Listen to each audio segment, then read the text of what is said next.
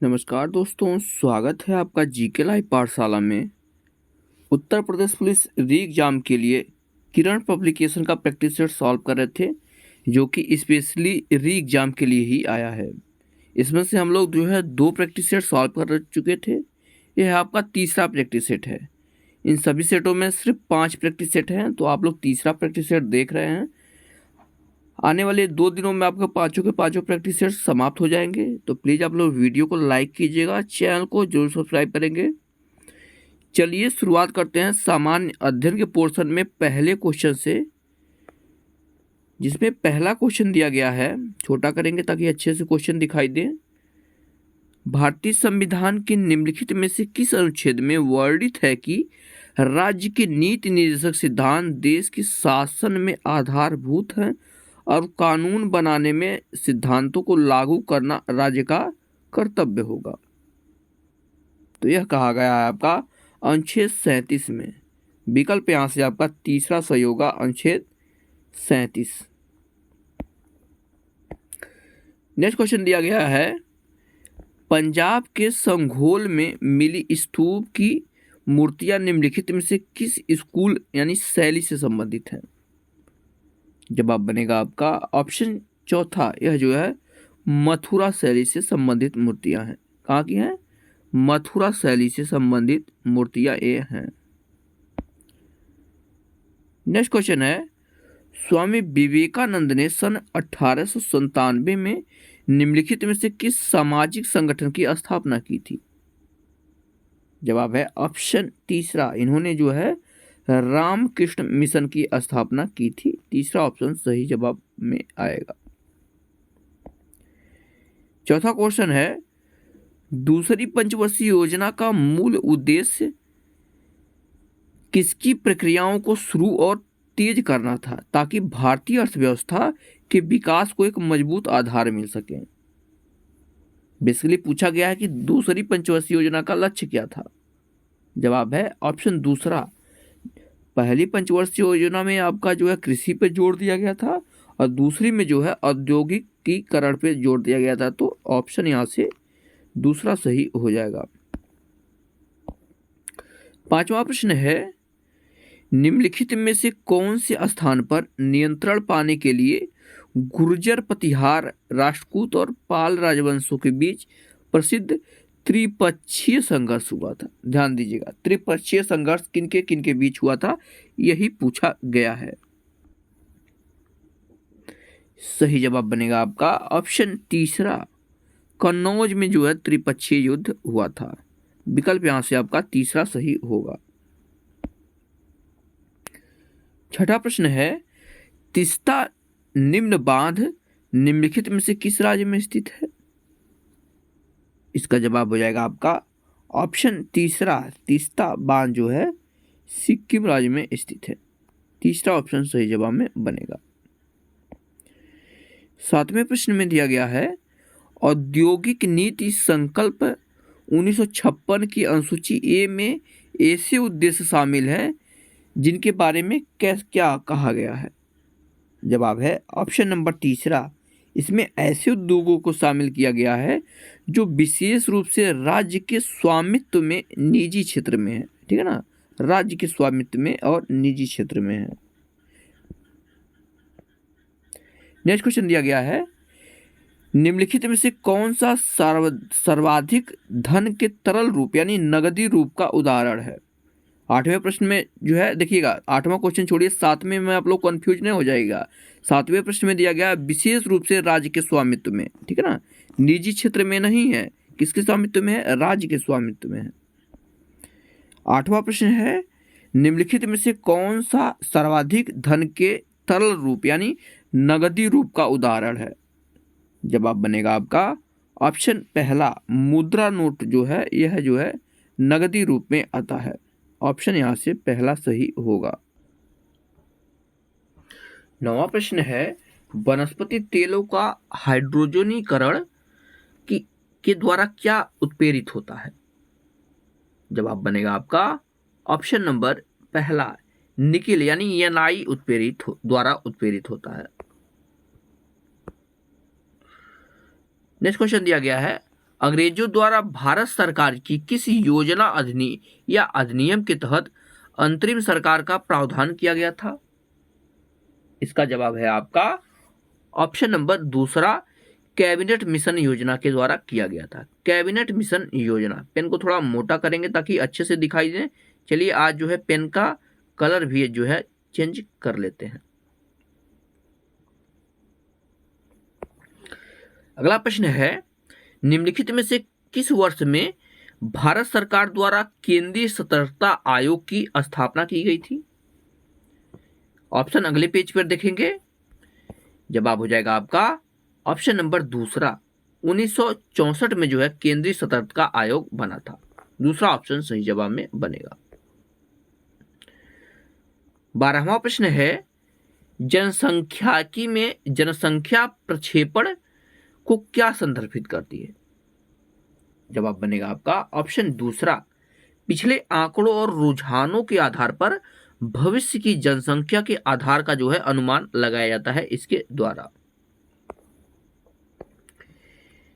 13वें प्रश्न में देखेंगे, इसमें दिया गया है शिवालिक पर्वतमाला निम्नलिखित में से कौन सी पर्वतमाला का भाग है? जवाब है ऑप्शन पहला, शिवालिक श्रेणी जो है हिमालय का एक भाग है। ऑप्शन ए आपका सही बनेगा। 14वां प्रश्न है, महासागरीय उष्मा का मुख्य स्रोत क्या है? जवाब है ऑप्शन चौथा, सूरज की रोशनी है। चौथा ऑप्शन आपका यहां से सही बनेगा। 15वां क्वेश्चन है, वित्त आयोग निम्नलिखित में से किसको अपनी रिपोर्ट सौंपता है? जवाब है आपका ऑप्शन तीसरा, भारत के राष्ट्रपति को सौंपता है वित्त आयोग। और यही राज्य वित्त आयोग की बात करते हैं तो जो है राज्यपाल को सौंपता है। 16वां प्रश्न है, निम्नलिखित में से कौन सा मौलिक कर्तव्य नहीं है?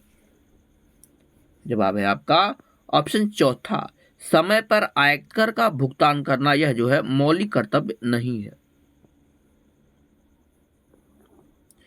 17वां प्रश्न है, एक लड़के के बारे में एक अंग्रेजी उपन्यास किम निम्नलिखित में से किस लेखक ने लिखा था? किम। जवाब बनेगा आपका ऑप्शन नंबर यहां से 17वें प्रश्न का दूसरा, रुडयार्ड किपलिंग ने लिखा था। रुडयार्ड किपलिंग के बारे में आप लोग जानते हैं, बार बार इनका नाम आता रहता है। 18वां प्रश्न है, भारतीय संविधान की अनुच्छेद 36 से 51 तक किन मुद्दों से संबंधित है? भाग 4 की यहां पर बात हो रही है। जवाब बनेगा आपका ऑप्शन दूसरा, यहां पर जो है दूसरा ऑप्शन देखेंगे, किसी व्यक्ति या समूह के लाभ के लिए आर्थिक उतार चढ़ाव की स्थिति पर नियंत्रण किया गया है। ठीक है ना, 36 से 51 यानी मौलिक कर्तव्य यहां पर आ जाता है, नीति निर्देशक सिद्धांत। अगला प्रश्न है, ईस्ट इंडिया कंपनी के उस कर्मचारी का नाम बताइए जिसने 1830 के दशक में अशोकन ब्राह्मी का अर्थ समझाया था। अशोकन ब्राह्मी। जवाब है आपका ऑप्शन चौथा, जेम्स प्रिंसप ने समझाया था। 20वां प्रश्न है, पदार्थ की किस अवस्था में उसके कणों के बीच आकर्षण बल सबसे कम होता है? जवाब है ऑप्शन चौथा, गैसों के बीच जो है कणों के बीच आकर्षण बल सबसे कम होता है। नेक्स्ट क्वेश्चन दिया गया है यहां पर, बहमनी साम्राज्य के विघटन से दक्कन में किन राज्यों की स्वतंत्रता का उदय हुआ? यानी कौन कौन से राज्य स्वतंत्र हो गए, कितने राज्य स्वतंत्र हो गए? जवाब है आपका ऑप्शन तीसरा, 5 राज्य जो है स्वतंत्र राज्यों का उदय हुआ था। नेक्स्ट क्वेश्चन है, निम्नलिखित में से कौन सा राज्य का नीति निर्देशक सिद्धांत नहीं है? जवाब बनेगा आपका ऑप्शन पहला, हमारी संस्कृति की समृद्ध विरासत का महत्व देना, यह जो है नीति निर्देशक सिद्धांतों के अंतर्गत नहीं आता है। 30वां प्रश्न है, निम्नलिखित में से कौन सा पृथ्वी पर कार्बन का प्रमुख भंडार है? कार्बन के भंडार की बात की जा रही है? जवाब बनेगा ऑप्शन नंबर तीसरा, महासागर जो है कार्बन के प्रमुख भंडार के रूप में जाना जाता है। अगला प्रश्न है, भारत में विभिन्न फसलों का उत्पादन होता है, फसलों का कौन सा समूह दालों से संबंधित है? जवाब है ऑप्शन दूसरा, चना और अरहर। चना की दाल और अरहर की दाल जो है होती है अधिक मात्रा में। 25 नंबर के प्रश्न में दिया गया है, भारत सरकार अधिनियम 1919 पारित होने के बाद सरकार के कार्य का अध्ययन करने के लिए निम्नलिखित में से कौन सा संविधान या आयोग स्थापित किया गया था? इसका जवाब बनेगा ऑप्शन दूसरा, साइमन कमीशन आया था। इसके बाद साइमन कमीशन आया था भारत सरकार अधिनियम 1919 के जो है रिपोर्ट की जांच करने के लिए। नेक्स्ट क्वेश्चन है, मौर्यों के अधीन विक्रय मूल्य का कितना भाग कर के रूप में वसूला जाता था, यानी टैक्स के रूप में? जवाब बनेगा आपका ऑप्शन तीसरा, 1/10 भाग जो है टैक्स के रूप में वसूला जाता था। नेक्स्ट क्वेश्चन है, अभिनव भारत सोसाइटी की स्थापना किसने की थी? जवाब है ऑप्शन दूसरा, इसकी स्थापना जो है सावरकर बंधुओं ने की थी। दूसरा ऑप्शन आपका सही होगा। 28वें नंबर प्रश्न पे बढ़ते हैं। इसमें दिया गया है, वैश्वीकरण के बारे में निम्नलिखित में से कौन सा कथन सही है? वैश्वीकरण। जवाब बनेगा आपका ऑप्शन नंबर, यहां से 28 नंबर प्रश्न है तीसरा हो जाएगा। पहला और दूसरा सही है। पहले में क्या दिया गया है, यह विश्व के अर्थव्यवस्थाओं के साथ एकीकरण के बारे में, बिल्कुल सही है। दूसरा है, यह उत्पादकों के बीच प्रतिस्पर्धात्मक को बढ़ावा देती है, ये भी सही है। तो जवाब आपका तीसरा सही हो जाएगा, केवल पहला और दूसरा। तीसरा ऑप्शन आपका यहां से सही बनेगा। 29 नंबर के प्रश्न में दिया गया है, भारत छोड़ो आंदोलन के दौरान उत्तर प्रदेश के किस शहर में अस्थायी सरकार बनाई गई थी? जवाब बनेगा आपका ऑप्शन नंबर यहां से दूसरा, बलिया में बनी थी। बागी बलिया के नाम से ही जाना जाता है, इसलिए इसको।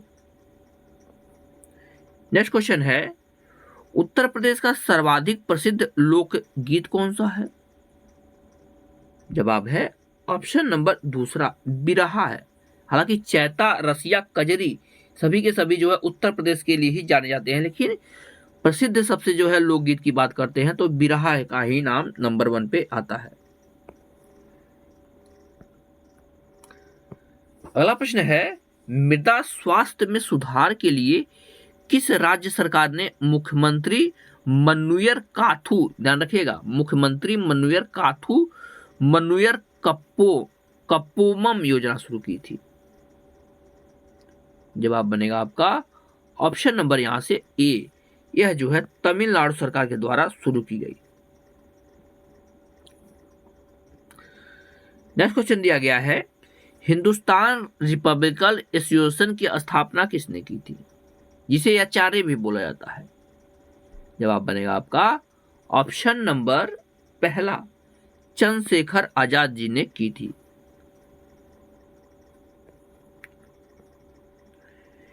33 नंबर प्रश्न है, उत्तर प्रदेश में राज्य के विश्वविद्यालयों का कुलाधिपति कौन होता है? तो ये होते हैं आपके राज्यपाल। विकल्प यहां से तीसरा सही हो जाएगा। समलैंगिक विवाह को मान्यता देने वाला पहला दक्षिण एशियाई देश कौन बना है? यह क्वेश्चन कई बार पूछा भी गया है करंट अफेयर में। जवाब है आपका ऑप्शन चौथा, यह बना है आपका थाईलैंड। चौथा ऑप्शन सही हो जाएगा। 35 नंबर प्रश्न में है, उत्तर प्रदेश में बंगाल की खाड़ी वाले मानसून को किस नाम से जाना जाता है? तो इसे जो है आपका पूर्वा मानसून कहा जाता है। विकल्प यहां से ए सही हो जाएगा, पूर्वा मानसून। अगला प्रश्न है, उत्तर प्रदेश में सबसे अधिक लंबाई में नहर किस जिले में है? यानी किस जिले में सबसे अधिक नहरें हैं या नहरों की लंबाई सबसे अधिक है? जवाब बनेगा आपका ऑप्शन चौथा, रायबरेली में है नहरों की लंबाई सबसे अधिक, रायबरेली। 37 नंबर प्रश्न है, फिक्की के महानिदेशक के रूप में किसे नियुक्त किया गया है? जवाब है ऑप्शन दूसरा, यह जो है ज्योति विज जी को नियुक्त किया गया है, ज्योति विज। 38 नंबर है, उत्तर प्रदेश का कौन सा जनपद कांच के वस्तुओं के लिए निर्माण के लिए जाना जाता है? सिंपल सा क्वेश्चन है, कांच के बर्तनों के या वस्तुओं की बात की जाती है, यहां पर आ जाता है फिरोजाबाद, फिरोजाबाद जाना जाता है।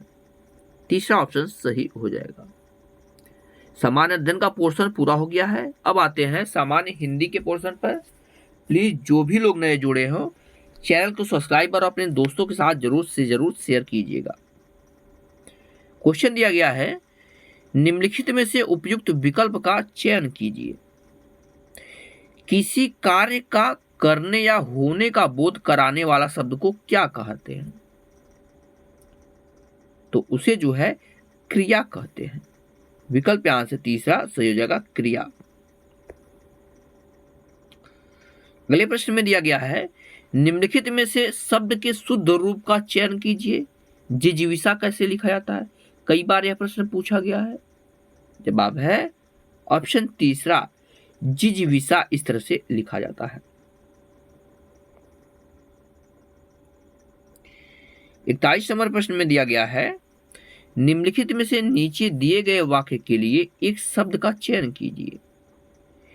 ऐसी चंद्रिका या शोभा जिसे देखने या समझने वाला कोई न हो, उसके लिए एक शब्द क्या होगा? जवाब है आपका ऑप्शन पहला, उसे जो है अरण चंद्रिका कहते हैं। क्या कहते हैं? अरण चंद्रिका। अगला प्रश्न है, वकील निम्नलिखित में से किस भाषा का शब्द है? जवाब है आपका ऑप्शन नंबर यहां से पहला, वकील जो है अरबी भाषा का शब्द है। अगला प्रश्न है, निम्नलिखित में से किस विकल्प में अपादान कारक की विभक्ति का प्रयोग किया गया है? अपादान कारक यानी अलगाव की स्थिति दिखाया गया है। जवाब है ऑप्शन दूसरा, बलराम पेड़ से गिरा, यह जो है अपादान कारक का उदाहरण है। अगले पेज पर आएंगे,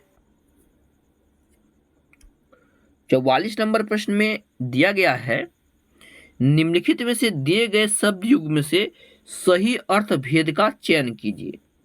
पहला है अभिहित, दूसरा है अविहित। ध्यान रखिएगा, अभिहित और अविहित। जवाब बनेगा आपका ऑप्शन नंबर तीसरा। 44 नंबर क्वेश्चन का जवाब बनेगा ऑप्शन तीसरा। अभिहित मतलब होता है कहा हुआ और अविहित होता है अनुचित। तीसरा ऑप्शन सही बन जाएगा। 45 नंबर प्रश्न में दिया गया है, निम्नलिखित में से कौन सा शब्द तरी का पर्यायवाची नहीं है? तरी, इसका जवाब बनेगा आपका ऑप्शन नंबर यहां से तीसरा, रति नहीं होता है। ठीक है ना, नाव को भी तरी बोला जाता है, पोत को भी तरी बोला जाता है और डोंगी को भी तरी बोला जाता है। 46 नंबर प्रश्न है, निम्नलिखित में से शुद्ध वर्तनी वाले शब्द का चयन कीजिए। गृहिणी कैसे लिखेंगे? जवाब है ऑप्शन चौथा, गृहिणी जो है इस तरह से लिखा जाता है। वाक्य शुद्धिकरण में यह प्रश्न कई बार पूछा गया है। 47 नंबर प्रश्न है, निम्नलिखित में से किस शब्द में उपसर्ग का प्रयोग किया गया है? जवाब है ऑप्शन चौथा, उपकार में जो है उपसर्ग उप लगा हुआ है।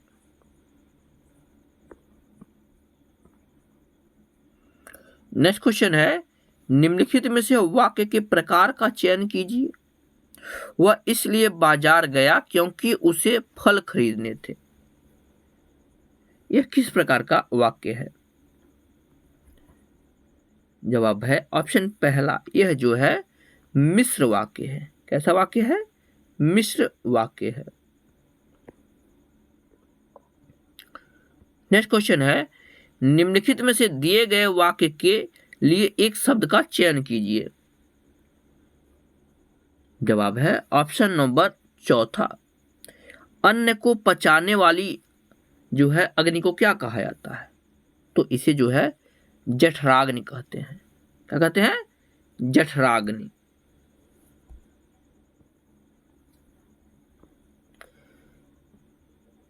पचास नंबर का प्रश्न है, हिंदी साहित्य का कौन से युग को जो है स्वर्ण युग के नाम से जाना जाता है? जवाब है ऑप्शन नंबर पहला, हिंदी साहित्य के जो है भक्ति काल को जो है स्वर्ण युग के नाम से जाना जाता है।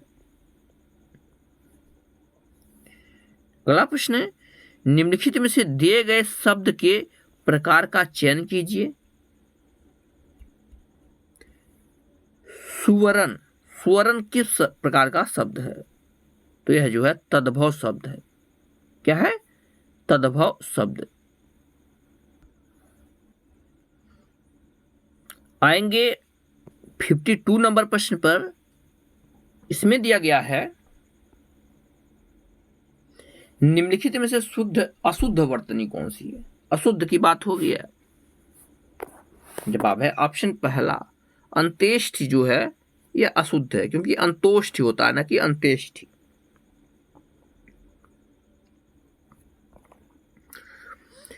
तिरपन नंबर प्रश्न में दिया गया है, निम्नलिखित में से पुल्लिंग शब्द का चयन कीजिए।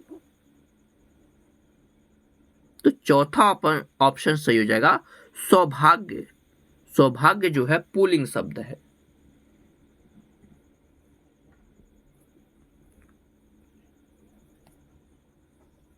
अगला प्रश्न है, निम्नलिखित में से आमरण शब्द में कौन सा समास है? आमरण। जवाब है आपका ऑप्शन दूसरा, इसमें जो है अव्ययी भाव समास है। जिस समास में जो है शब्द में उपसर्ग रहता है अक्सर, वो जो है अव्ययी भाव समास के अंतर्गत ही आते हैं। नेक्स्ट क्वेश्चन है, निम्नलिखित में से कौन सा शब्द विशेषण नहीं है?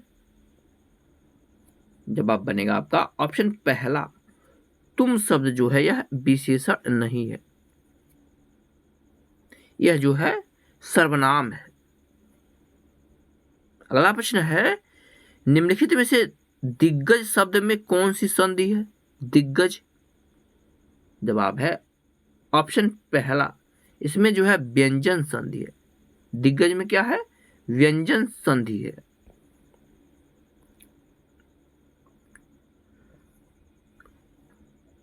संतावन नंबर प्रश्न को देखेंगे। दिया गया है, निम्नलिखित में से असंगत यानी बेमेल शब्द का चयन कीजिए। जवाब बनेगा आपका ऑप्शन नंबर तीसरा, अर्थालंकार, क्योंकि सभी के सभी जो है शब्दालंकार के जो है उदाहरण है या शब्दालंकार के प्रकार हैं, श्लेष, यमक, अनुप्रास, और यहां पर अर्थालंकार सीधे दिया गया है। नेक्स्ट क्वेश्चन है, निम्नलिखित में से किस लोकोक्ति का अर्थ अच्छी वस्तु कम होने पर भी मूल्यवान होती है, जबकि मामूली चीज अधिक होने पर भी कोई कीमत नहीं होती है? कौन सा लोकोक्ति का ये अर्थ निकलेगा? जवाब बनेगा आपका ऑप्शन नंबर दूसरा, चंदन की चुटकी भरी गाड़ी भरा न काठ। यह दोनों जो है उसका अर्थ निकालते हैं। 59 प्रश्न है, निम्नलिखित में से लोकोक्ति का प्रचलित रूप कौन सा होगा?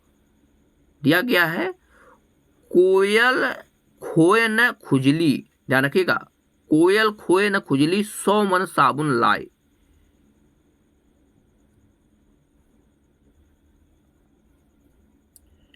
सही जवाब हो जाएगा आपका ऑप्शन नंबर यहां से तीसरा। सही लोकोक्ति क्या होती है? सही लोकोक्ति ये है, साबुन होई न उजली 100 मन कोयल लाई। 60 नंबर प्रश्न में दिया गया है, निम्नलिखित में से नीचे दिए गए वाक्य के प्रकार का चयन कीजिए। जवाब है ऑप्शन तीसरा, यह जो है निषेधवाचक वाक्य है। क्या है? निषेधवाचक वाक्य।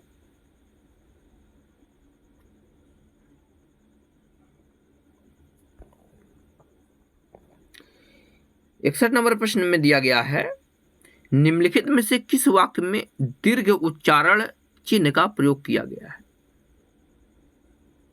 जवाब है ऑप्शन पहला, 16 मात्राएं फर्स्ट को एक मात्रा तथा यस को द्वि मात्रा कहा जाता है।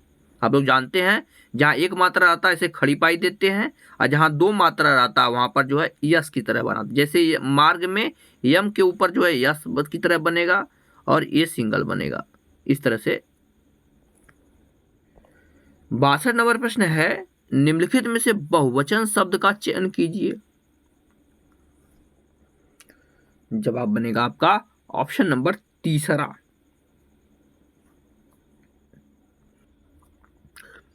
दर्शन शब्द हमेशा जो है बहुवचन में ही होता है।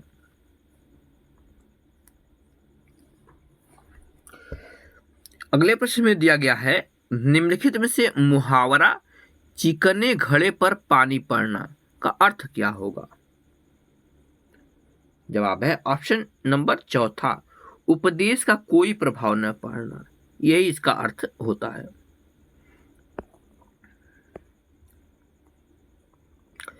अगला प्रश्न है, निम्नलिखित में से दिए गए वाक्य में किस चिन्ह का प्रयोग किया गया है? दिया गया वाक्य क्या है? रात दिन परिश्रम करने पर भी सफलता मिलती है।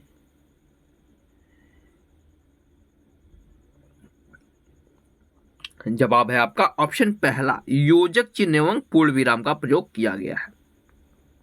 देखिए, रात दिन के बीच योजक लगा है और मिलती है के बाद पूर्ण विराम है।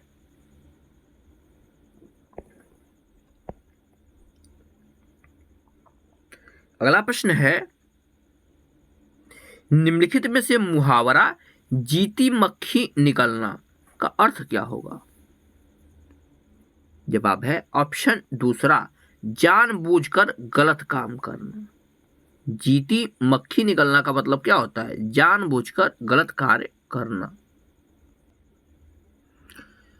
आगे प्रश्न दिया गया है, निम्नलिखित में से किस लोकोक्ति का अर्थ नुकसान होते समय जो बच जाए वही लाभ है? इनमें से किस लोकोक्ति का अर्थ यह निकलेगा?